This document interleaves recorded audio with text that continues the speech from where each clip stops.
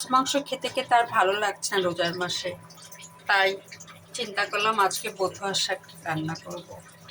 এই দেখুন, আমি বথুয়ার শাকটা বেছে ধুয়ে অলরেডি চুলায় বসিয়ে দিয়েছি। এখন আমি কিচ্ছু দিব না, শুধু লবণ দিব, দিয়ে শাকটা সিদ্ধ দিব। আর এই শাকে দেওয়ার জন্য সিদ্ধ দেওয়ার পর যখন সিদ্ধ হবে, যদি পানি থাকে তাহলে পানিটা আমি ছেঁকে শুকনা করে ফেলবো শাকটা।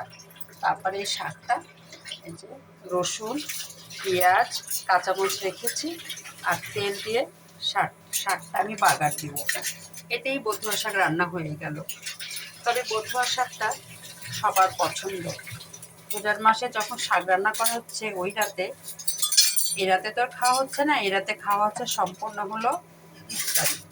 আর ওই রাতে যখন শাকটা রান্না করা হচ্ছে, যে শাকে হোক না কেন, কোনো শাকে আর থাকছে না। তার কারণ কি জানেন? আর মাছ মাংস খেতে ভালো লাগছে না, সবাই চাই একটু ব্যতিক্রম। এই জন্য আমিও চিন্তা করছি আজকে একটু ব্যতিক্রম রান্না করব। বথুয়ার শাক রান্না করব, ডাউল করব, আলু ভর্তা করব, আর ডিম ভাজবো ওই রাতের জন্য। আর এই রাতের জন্য তো আমার ইফতারি আছে, এই চিন্তা আমি আর করছি না। কিন্তু ওই রাতের খাওয়াটা যদি ভালো না হয়, সবার একটা মুখের ইয়ের দিক তাকানো যায় না। এই জন্য আমি চিন্তা করছি আজকে আর আমি অন্য কিছু রান্না করব না, এই শাকটা খুব সুন্দর করে রান্না করব।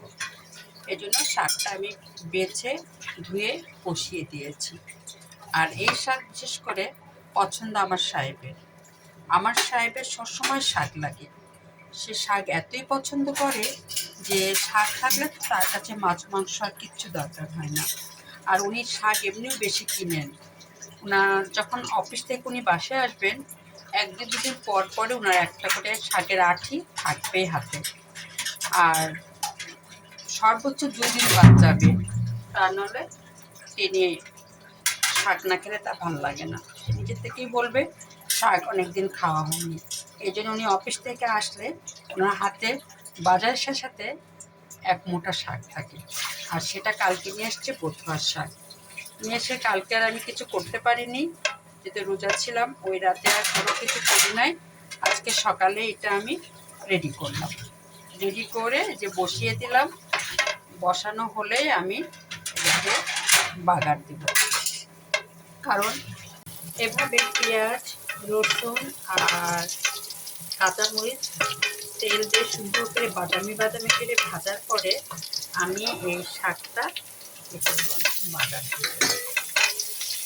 আমি তো আগে দেখিয়েছি আপনাদের শাকটাকে কীভাবে সিদ্ধ করেছি।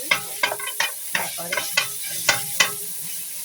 আমি এক হাত দিয়ে ভিডিও করে দিলে আমার একটু সমস্যা হচ্ছে। দেখুন আমার হয়ে গেল। সুন্দরভাবে একটু ধীরে ধীরে ভালো করে নেড়ে টেড়ে নামিয়ে ফেলবো।